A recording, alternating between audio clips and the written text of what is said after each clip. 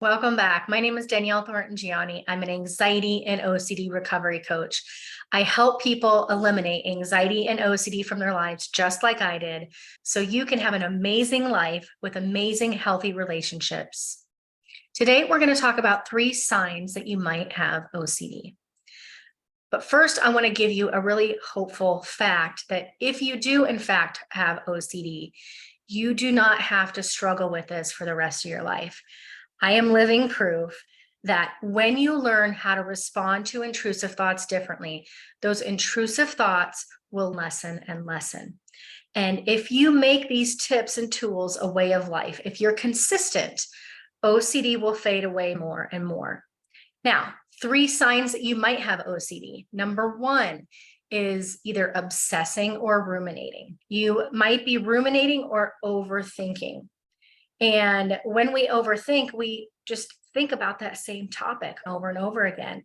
And it turns into an obsession when we start doing this for days, weeks, months, or even years. So you may find that you're always thinking about food. You're always worried about your health. You're always thinking about relationships. You're always worried about the future or what might happen. You're always obsessing about what other people think about you. Health, relationships, career, all of these things are typical things that OCD will attach to. So if you find yourself ruminating days, weeks, months, or even longer, and obsessing and thinking about the same types of topics, you may have OCD. There are times where we can think our way out of things, but most of the time, this is a coping mechanism that the brain uses because it thinks it can just figure everything out. It thinks it can find the answer to everything. That's our ego, and it can't. If you're ruminating, you are going down the rabbit hole of negative thoughts, negative stories, and it actually makes things worse in the long run. The number 2 sign that you might have OCD is that you do a lot of avoidance. You may or may not be aware of this. A lot of my clients are aware of some things they avoid, but not others. I avoided relationships out of fear for about 18 years.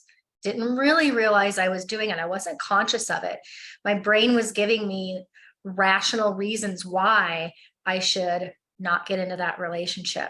They felt rational at the time.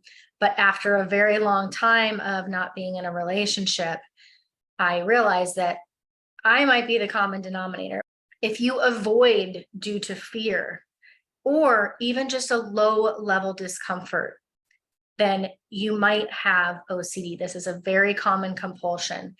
People with OCD tend to not like the uncomfortable feelings, the uncomfortable thoughts, not knowing how to cope with discomfort in new situations or fear-based situations. So the coping mechanism is to avoid and run away and go back to the comfort zone. All that does is it teaches you that you can't handle it. And then your brain thinks that you can't handle a lot of other things, and that fear grows, your life shrinks, and things get worse and worse. The way that we overcome this is with ERP and learning how to move towards those things that cause discomfort. And every time you do that consistently, you are going to build comfort. You're eventually going to be comfortable with that thing and maybe even enjoy it. You can even be very avoidant of your thoughts and feelings, especially.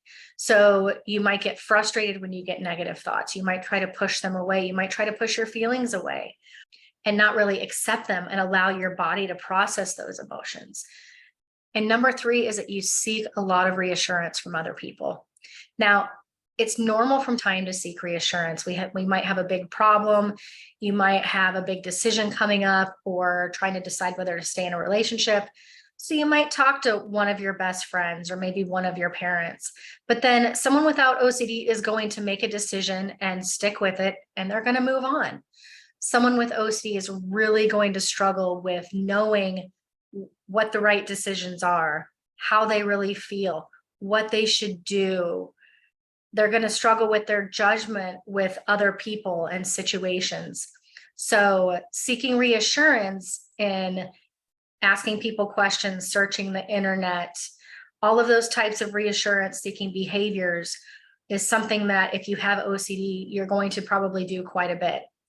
The problem with this is No one else can give us that certainty. It has to come from within. And the more we seek certainty outside of ourselves, the less confidence we lose in ourselves. And the more we feed the OCD, because OCD is just going to need more and more certainty, even when you think you get certainty or reassurance from somebody else. OCD is just going to doubt shortly after that. So it's very ineffective, and it actually has the opposite effect of what you're looking for. These are just 3 signs that you might have OCD. If you think that you might have OCD, you can visit my website at www.myocdcoach.com to learn more. You could visit a OCD specialist, therapist, or psychiatrist that can help diagnose you. You can reach out to me and schedule an initial, and I can help you determine this. But what I want you to know is, whether you know that you have OCD or whether you're not sure, it is treatable. You do not have to feel this way forever. You do not have to struggle forever. You can do this. I was really struggling at one point in my life and thought that I would never live a life free of OCD, and I do, and you can too. So if you want help, check out the link in the description. Please comment on this video and let me know what your confidence is in whether or not you have OCD. Have you had a diagnosis? Do you relate to these 3 tips that we just talked about? And continue to watch these videos and let me know what you think. Like, subscribe, so I know that these videos are good for you. And we will talk more very soon. Have a great day.